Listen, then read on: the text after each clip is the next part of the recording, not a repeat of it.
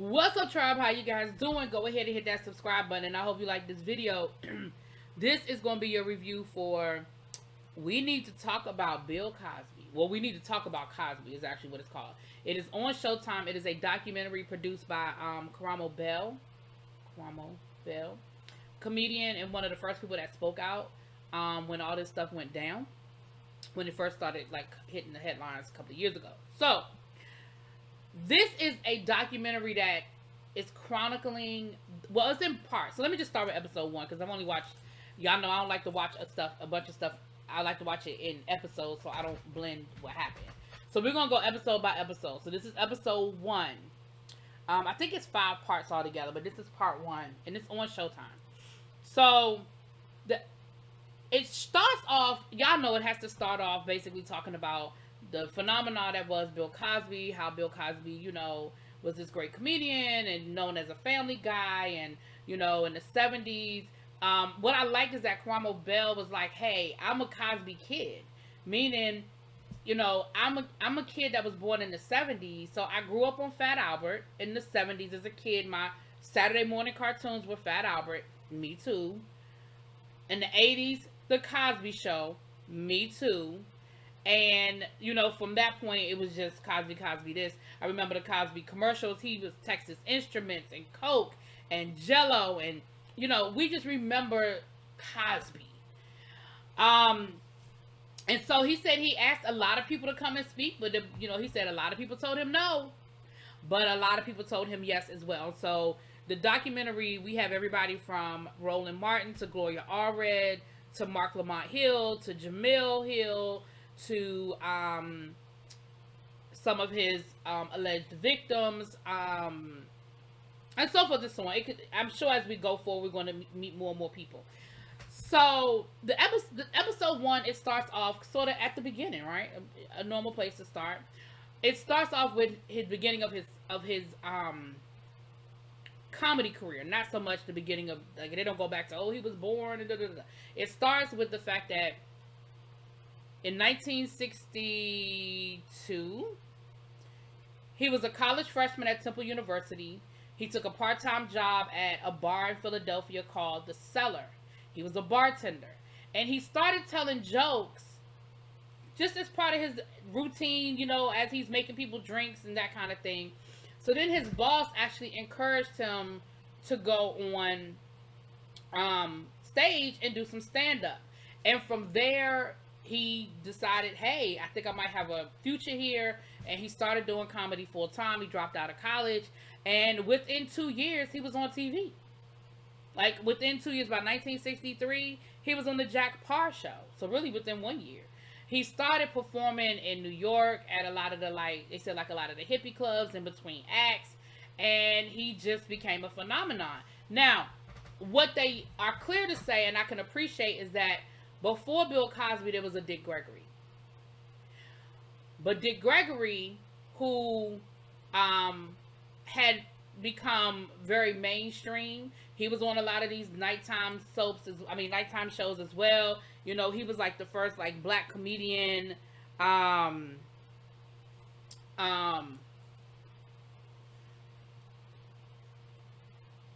sorry, that was on a lot of these nighttime shows. It was Dick Gregory. But Dick Gregory was becoming controversial. And if you guys are not familiar with Dick Gregory's story, y'all go watch a documentary on him or read his book, because it shows his evolution. He was never not racial, but he became more radical as the years went on, right? And Bill Cosby started off trying to be like Dick Gregory. He even called himself at one point the Dick Gregory of Philadelphia. And Dick Gregory opened a lot of those doors. But as Dick Gregory became more active in the civil rights movement, this is the 1960s, we know that Dick Gregory actually went and marched with Martin and got arrested a couple of times, and as he became a lot more vocal about, being a part of the movement, mainstream white America started pulling away from him a little bit. And as a result, Bill Cosby stopped talking about race and made his jokes about other stuff. And of course, that made white America more comfortable. Now, I'm not saying that he's right or wrong, and I'm certainly not passing judgment. They say in the documentary that at some point, somebody, his management or somebody must have whispered in his ear and said, hey, hey, hey, if you want to go this way, then this is what we need you to do. If you want to go that way, then keep doing what you're doing. And so he stopped. And so they said a lot of those venues that started opened up their doors to black comedians, Bill Cosby started getting a lot of those gigs. So he stood in the footsteps of Dick Gregory, and I love the fact that they put that in there. The other thing they talked about was what also opened the door for him was the fact that the Playboy Club has started featuring black artists. Now, put a pin in that. If you've been watching the Secrets of Playboy documentary, they talk about this, and I talked about that. So go watch my reviews on the Secrets of Playboy. But they talk about how Hugh Hefner crossed the color barrier in his clubs with his employees, with the bunnies, with the women he put in his magazine, as well as the fact that he had a lot of black artists perform at his clubs and stuff, and he never treated them less than. They didn't have to come in the back door, they didn't have to leave as soon as they got done performing. They were treated the same as the white performers. And so people like Dick Gregory, Red Fox, Bill Cosby, a lot of these comedians were able to get into the mainstream rooms via Playboy. They were able to, and Playboy also hosted a lot of the more controversial acts. They talked about Lenny, what was his name? Lenny, the controversial white comedian, Lenny.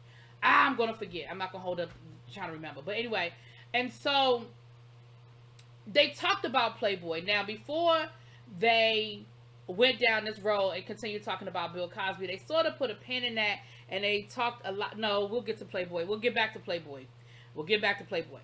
So as a result of all of this notoriety and Bill Cosby being like America's sweetheart and, making white America very comfortable, he was given an opportunity to star. He was the first black man to star in a television a television show, and that was I think it was 1 hour scripted show or something like that. However they worded it, but he was the first black man to do it, and that was I Spy. So in I Spy, he didn't play a servant. He didn't play second rate. I mean, he was a servant because the main character was a tennis professional, a professional tennis player, and he played his valet. But it was one of those like Hawaii Five-0 type shows, and he actually ended up being his equal. If not, he was the smart guy.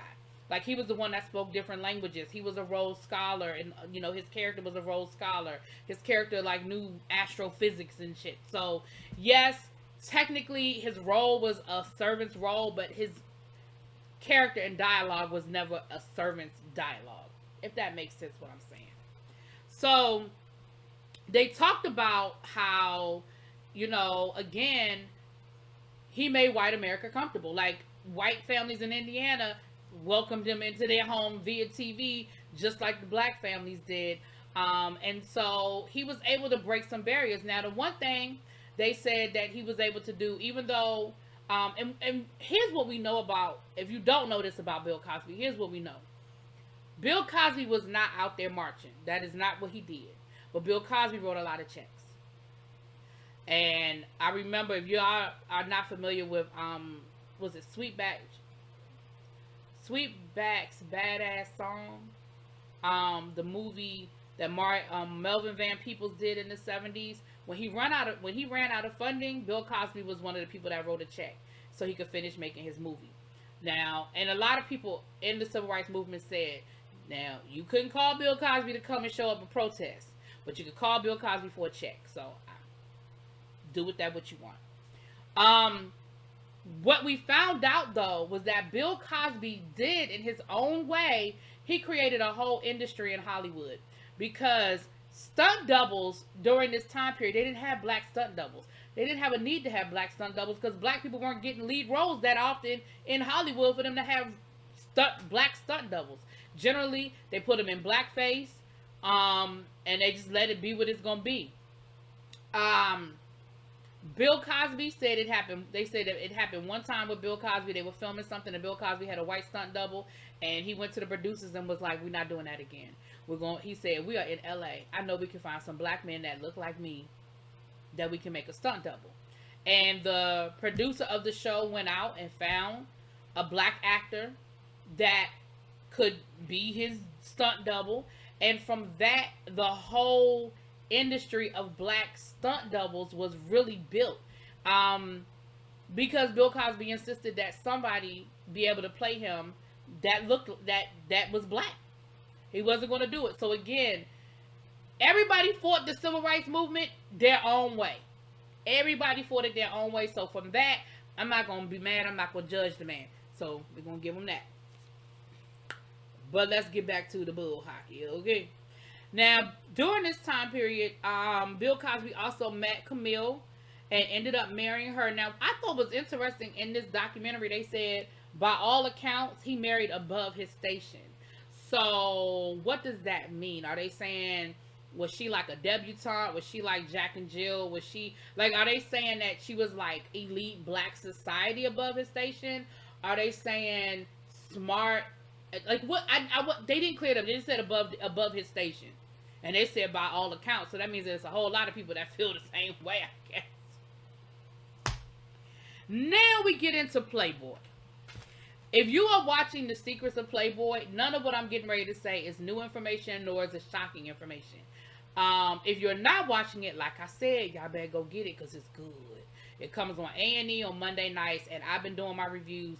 So check it out. Check out my reviews. But back to this. They talk about at the Playboy Club, they had the Playboy Bunnies, right?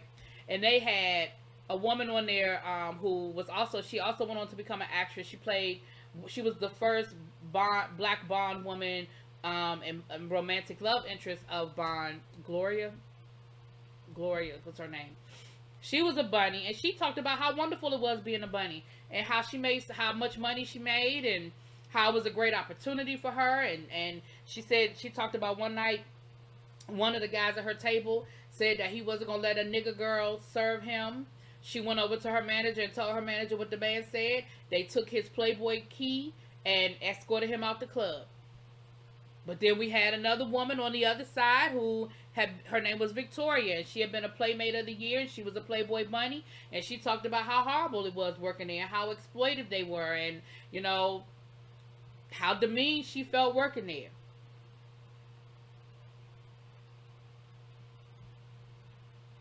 Anyway, we're gonna get back to Miss Victoria.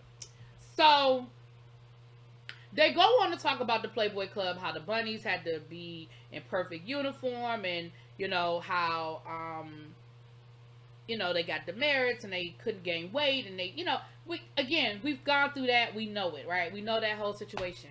So they go through basically giving you the history of Playboy. I don't know why we needed that much information on Playboy. And maybe because it was redundant to me, because I'm literally watching a documentary on Playboy right now. So a lot of the information wasn't new, and I was just kind of like, eh. But I think they were just trying to lay the foundation that Bill Cosby was frequently at the Playboy Club. He performed at the Playboy Club a lot. Him and Hugh Hefner have been friends for many, many decades. And so that was, I think they were just kind of introducing that concept, right? Then we get to talking about Spanish Fly. Now, Spanish Fly, I'm going to be honest with you. I remember as a kid hearing about Spanish Fly. Spanish Fly was this aphrodisiac. You add it to your drink. It lowered your inhibitions, yada, yada, yada. So they talk about how Bill Cosby, let me put a pin in that. Going back to the 1960s, while Bill Cosby is on this TV show, he is the man. Like, Bill Cosby has become a superstar. Like I said, he got married. He had children and continued to have children. He was making comedy albums that were winning Grammys every year. Like, he was the man. Bill Cosby was the man, okay? So they talked about on one of his albums, he talked about Spanish Fly. And as a kid, he talked about, they played a joke of him talking about the old guys in the neighborhood telling him if he want a girl to get with him, he need to get this Spanish Fly. And he talked about going to a party and the Spanish Fly being available, and him saying, oh my goodness, look at all those girls over there. If I had a quart of Spanish Fly, I could have all of them. And so the reality of the situation is there are things that don't translate well. We know that we no longer live in a world where certain things are acceptable, where certain things are okay, where certain things we just brush off. That type of joke probably wasn't a big deal and it didn't raise an eyebrow in the 1960s. But we know we were living in a much more misogynistic society in the 1960s.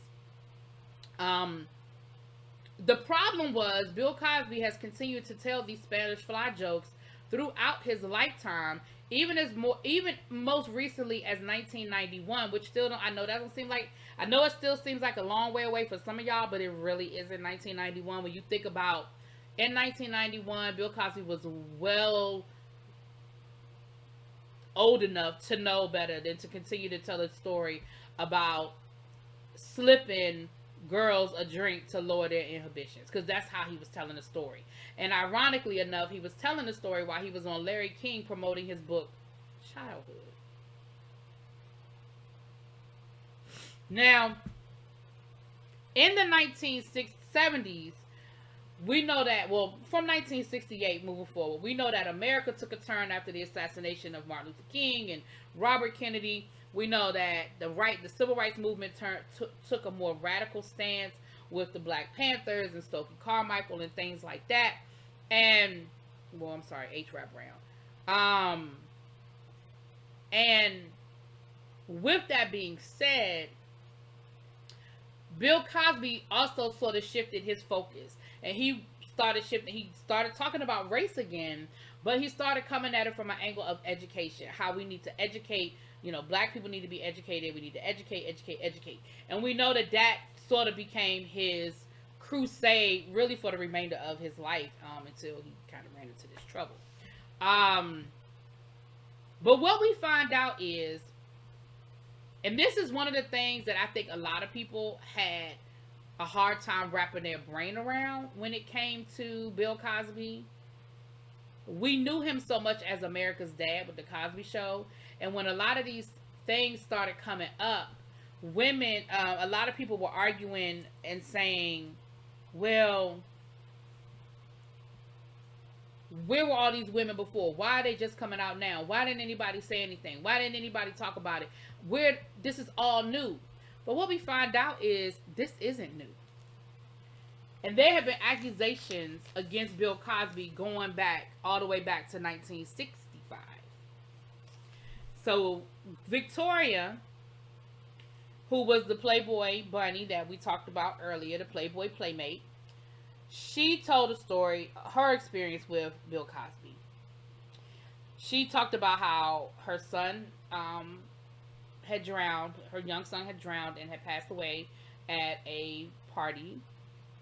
And she said a couple of weeks later, she was out with her roommate. Roommate was trying to cheer her up. They were at dinner.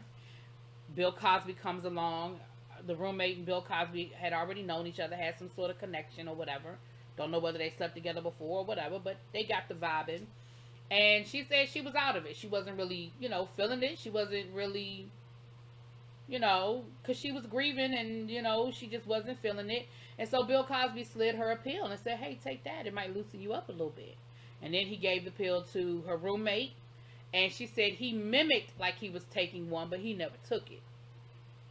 She said as the night went on, they got to talking a little bit more. And then he gave them another pill. I want to say she said she took it. Excuse me. They started getting very loopy and was like, it's time for us to leave. We need to go. So Bill Cosby agreed to take them home. He ended up taking them to some sort of, she said, like a townhouse type situation. He said, I want to show you guys my awards. I want to show you all of my awards. And so she said they went in, she said she really was like, I'm ready to go to bed. Like, I don't want to do none of this. But they ended up going inside, and she said that as soon as her roommate sat on the couch, passed out. And she said she sort of passed out. She said she doesn't remember, but when she woke up, Bill Cosby was just sitting next to her roommate, kind of leering at her, like, and she said she saw the bulge in his pants, and she felt like what he was getting ready to do. And so she said as best as she could, she was trying to stop, like yell and talk, but she was like, it was coming out slurred and mumbled, and she was still high off of whatever he had given her. And so she said she managed to get up, But as she started walking over to him, she fell. And she said that he got her situated on her knees. And she said he orally raped her. She said, and when he was done with that, then he bent her over and then he did it doggy style. She said when it was over with, he basically got up, got himself together, and he was getting ready to leave. And she was like, well, wait a minute, how are we supposed to get home? She said she was still slurring. She still couldn't really get her words out. And he pointed at her phone and said, call a cab, and left. She said that what disgusted her the most is that she said, thank you. Like, thank you for letting me know how we could get home. She said she never told anybody about the assault. She said, I told people stories about the drugs. When people would start talking about Bill Cosby and how great he was, she said, I would let people know, oh, he's not as great as you think he is, or he's not this great dad that y'all think he is. She said, but she never told anybody about the actual assault, which we know is very, very true of a lot of victims, right? So no shaming, no judgment. We know that happens with a lot of victims. But then they went on to talk about 1965. Christina Ruhili, I'm just going to do my best with these names. She was 22 years old. She said that he slipped her a cocktail, assaulted her. 1966, Sonny Wells was 17-year-old. Again, Bill Cosby gave her a drink, assaulted her. Carla Ferrigno, 18 years old, 1967. Again, was slipped a drink. Louisa Mortz, she was in her 20s in 1969. Linda Brown, 1969. She was 21. Sandra Ladd, 1969. She was 21. Linda Traits, 18, 1969. Joan Tasharish, 19, happened in 1969. 1969 seemed to be a very busy year. And we hear these women telling their stories, and these women on different platforms at different times telling their stories. So we're not talking about, oh, this just happened in the 1980s and the 1990s. We're not saying that this is new. Well, I'm saying we, the documentary. I'm not saying nothing. I'm telling y'all what the documentary said. I'm not saying shit. But what they're saying is, or what they're trying to let us know is, this didn't come out of nowhere. This wasn't brand new. This was very much something that had been stated, that had been put out there prior to when it hit the major headlines. It just wasn't being spoken about, and the stories weren't going anywhere, because we know that in the 1960s and 1970s, hell, 2020, women tell their story, and we get into victim shaming, and people don't believe you. So that's part one, y'all. And if that's part one, I don't even want to know what they done put in part 3, part 4, part 5. But I'm going to let y'all know. We're going to talk about it here. Let me know what y'all think. Drop it in the comments. Peace.